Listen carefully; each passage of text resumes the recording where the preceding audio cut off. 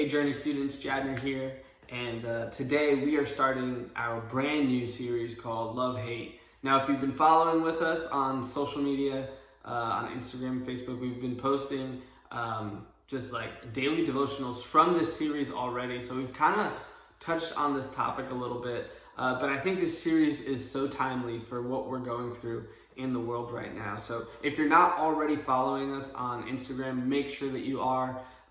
We've got some really just cool content that we want to share with you. It's a lot of devotionals being shared by your coordinators, your leaders, and other like students. So we just want to encourage you and enjoy and really equip you on a daily basis. So please make sure that you follow us on Instagram.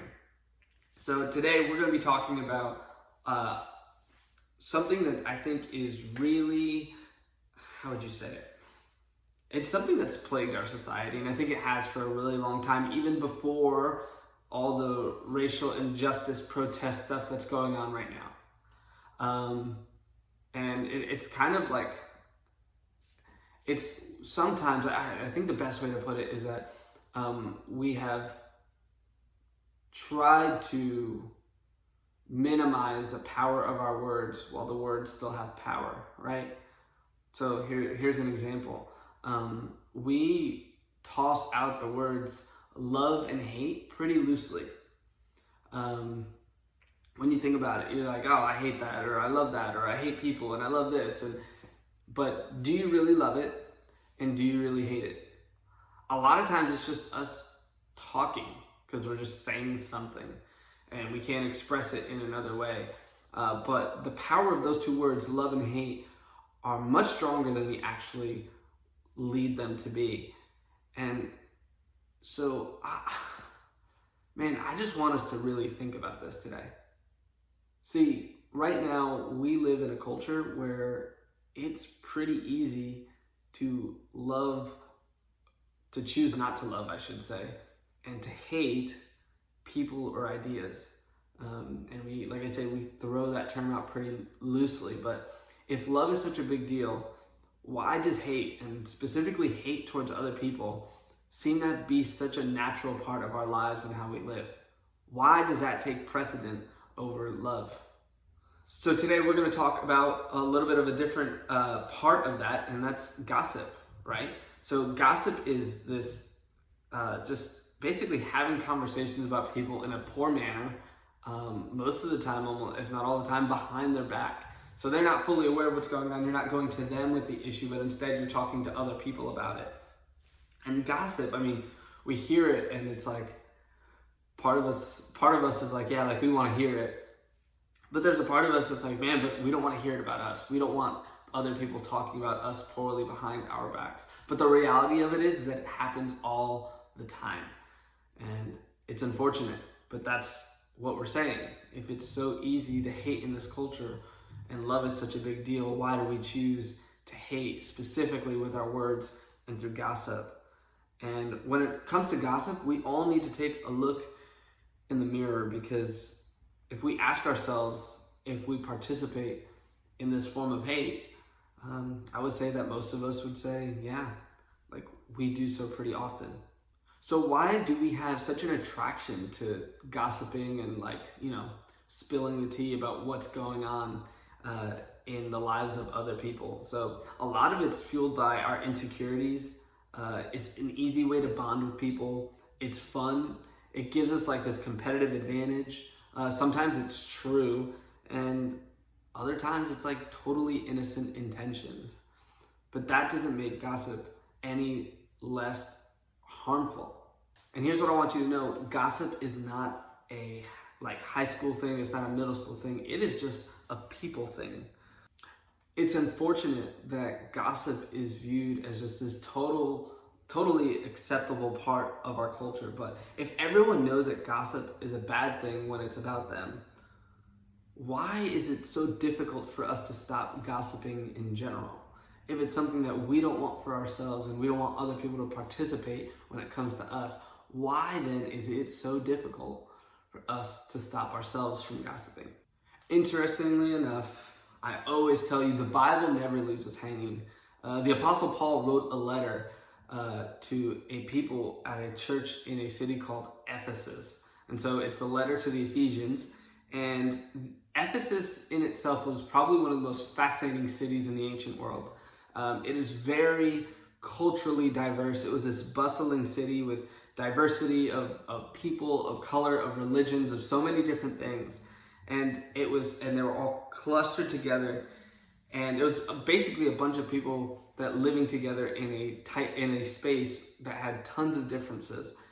This is the perfect setting for gossip to come up, and it's fuel. This is the perfect setting to fuel gossip. There's plenty to talk about, plenty to disagree with, plenty to judge, and plenty of people. And unfortunately, when you think about it, this is very similar to what it's like online for us, right? Because when we think about online gossip, how many times have we heard of someone talking poorly about us through like a DM or a comment or something, just something super backhanded? It gets hairy, right? But that's exactly what it's like.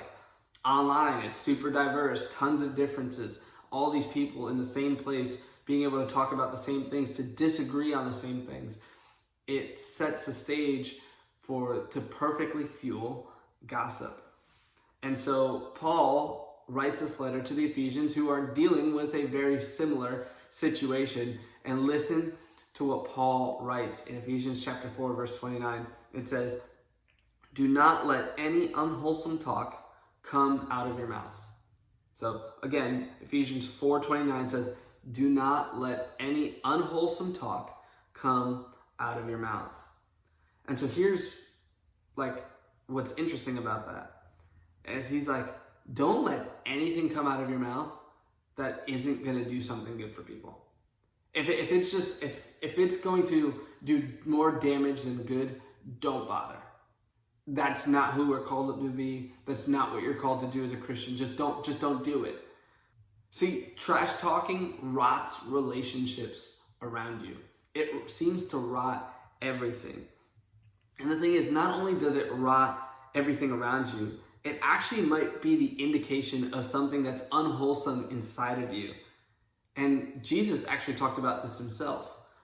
Because, man, when Paul says, don't let any unwholesome talk come out of your mouth, what he's saying is there's already unwholesome talk in your mouth, but keep it in. Fight to keep it in. And Jesus talks about this in Mark chapter 7, verse 15. He says, "It's not what goes into your body that defiles you. You are defiled by what comes out of your heart."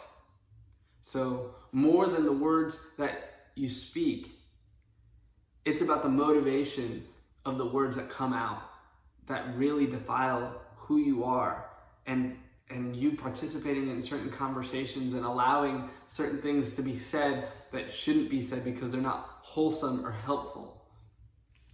And let's read this again. It's Ephesians 4:29. We'll read the whole verse this time since we only read the first part last time. It says, "Do not let any unwholesome talk come out of your mouths, but only what is helpful for building others up according to their needs, that it may benefit those who listen." So Paul's not just saying like, hey, don't do this, but he's saying, don't do this so that instead you could do this and this. So don't do the unwholesome talk, but instead talk so you can build others up. And that's the cool part about the Bible and what Paul says here. He doesn't just tell us no, he gives us a better way forward. So if you choose to build others up and, speak to their needs and help them and build them up, you'll choose words that benefit them instead of words that bash them. And sometimes, that might be a difficult truth, but it's still a matter of the words that you choose and how you say it and what's your motivation behind it. So when you say something's true, even if it's difficult for them to hear, if you are skillful in your words, it can really change how people view it. And the truth is, what you say about others actually says a lot about you. I mean, one of the best things that I've ever heard when it comes to having difficult conversations or even just sharing something with someone that they might take offense to is that it's like the difference between doing a surgery with a knife, or like, let's say like a butcher knife or a scalpel, right? So surgeons, they don't use like hacksaws to cut into people in order to do a surgery. Why? Because they do more damage than they do good, right? But a scalpel takes skill, number one, so working on a skill and you get better at it, and it's precise. It does exactly what it needs to do. Even if it's difficult, even if it cuts, even if it hurts temporarily, in the end, they get to heal and be better at the end of it instead of in more pain and in more hurt. So when I want you to look at the words that you use, I want you to think about it. It's like, is this word a butcher knife? Is this just gonna cut right through in a way that's gonna be painful and hurtful? Am I doing a surgery with this knife that's just, it's creating more damage than it is good? Or am I using a scalpel? Am I using something skillfully? Because yes, I have to share a hard truth with somebody, but they need to hear it, and I need them to hear it in a way that doesn't hurt them, but instead builds them up so they can be better later. So when it comes to your conversations, it isn't really a question of what you say. The real question, I think, is what do you want to be all about? Do you want to be known as someone who loves others, who builds them up? Or do you want to be known as someone who's kind of a hater and loves to just trash people at every opportunity? And here's the good news, is that you have a choice. You get to decide who you want to be and what you want to be known for. And this is what I want you to take away is, I want you to let love be what you're all about. Don't let yourself be known for bashing people and saying things that are, not helpful. Don't be known as the person that doesn't have the filter, right? That'll just say whatever's on their mind, and even if it hurts people. That's not the reputation you want. Instead, you want the reputation of someone who, number one, speaks truth, but number two, does so in a way that builds others up. In a way, so let love be what you're all about. Use the scalpel instead of the butcher knife. So then what do?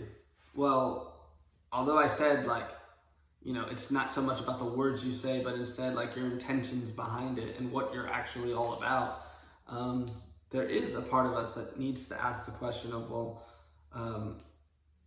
how do we say certain things? And when we ask ourselves the question of, what should I say? We normally answer, these are normally the questions we ask. We say, will it make me look funny? I've said things that are pretty terrible just to be funny. Will it make me look cool? Done that too. Will it make me look smart? Is it mostly true? Those are like the framework. Those are just some of the questions that we tend to ask ourselves. But we don't want you to go by the common. We want you to do things that are uncommon. We want you to go a step further, right? Because those questions, while some of them can be good at times, that's not the main question you want to answer. This is the one you want to ask, and this is you want to answer. You want to ask, is it helpful? Is the words that I'm about to use helpful? Is it a scalpel or is it a butcher knife? Because if we ask ourselves, will these words be helpful? Will they build others up? Will they make someone else's life better? We become better through it. It allows us to make love what we're all about. We're then prioritizing love and building others up over just saying whatever's on our mind, whatever we think is mostly true, whatever's funny, whatever's cool, whatever makes us look smart. We're choosing love and choosing to build others up. Now, I want you to just imagine what would happen in this world if, let's say, everybody in our student ministry and Journey students were to let love be what they're all about, where they refuse to judge people, to hate people, to talk bad about people, to gossip. Imagine if we chose to be the people that always built people up. I think that we would do something absolutely incredible. I think it would be revolutionary to our area, where people are struggling and there's pain and there's hurt in the world because we're coming off of a worldwide pandemic, and then there's racial injustice and there's protests and there's malice and there's hurt that's going on. If we would be the people where we refuse to judge, we refuse to hate, refuse to talk bad about people, refuse to gossip, what would that do to our area? What would that do to our church? What would that do to the students in your school, your friends that don't come to church? Would they be more attracted to who you are and to Jesus and what's going on in this world if that's the way we approached it? Because here's the thing, we are representations of Jesus. It's just the fact. When we say we are a Christian, we're saying like we are the representation right now of Jesus in this world. And we get to decide to let love be what we're all about, because ultimately that's what Jesus did. Jesus let love be what he was all about. So much so that he was put on the cross, took himself to the cross, was nailed to it, and died, all for love. We should be willing to sacrifice the words that we want to say in order to build others up, because Jesus sacrificed his body and his life for our lives. What's worth more? Your life or your words? Yes, it does seem like a big and tall ask to take a few extra minutes to stop and think before you say something. But it's worth more than you could ever imagine. Think about what that would look like. If Jesus felt that it was worth it to give up his life for ours, then it should be clear to us that it is worth our time to give up the things that we want to say the things that will be loving and truthful and helpful, that will build others up. So Journey students, hey, I love you guys. I hope that you take this today. I hope it's helpful for you. Be the light in a time where there's darkness in the world. God still wants to use you, so please just take steps. Take steps to be the church. Take steps to be a representative of Jesus in this time when we so desperately need it. So guys, before we finish up, I do want to let you know that we will have our Focus information coming out really, really soon. So please make sure that you're paying attention to that, because man, I'm so excited to start talking about Focus. Please make sure that you're following us on social media so you could follow along with the devotionals. Hey, if you feel led to follow along with the devotional, go on the YouVersion Bible app, type in Love Hate series, and you'll find the verses that we're in for those days. Today is technically day 3, and we just want you to join us. But on top of that, I want to encourage you, if you want to do a devotional, you don't have to wait for us to, get your video and repost it or to post it to our page. You can do your own devotional video. And hey, we want to encourage you guys, or even if it's not a video, maybe it's just like you want to type up a caption with a picture of something that reminded you of the verse and what was talked about in the devotional. Hey, just do it, because people need hope. And that's what we're here for. As Journey students, we are here to help people find hope. So guys, thank you so much for doing that. So many of you guys have done that so far. We want you to keep doing that. We want to push that forward, because we want the people in our communities, your friends that you're in school with, that you're in the neighborhood with, we want them to all see it. So Journey students, guys, I love you. We miss you. We will see you soon, because we're coming up on an opening date very soon. Talk to you later, and make sure you're still following us. Peace.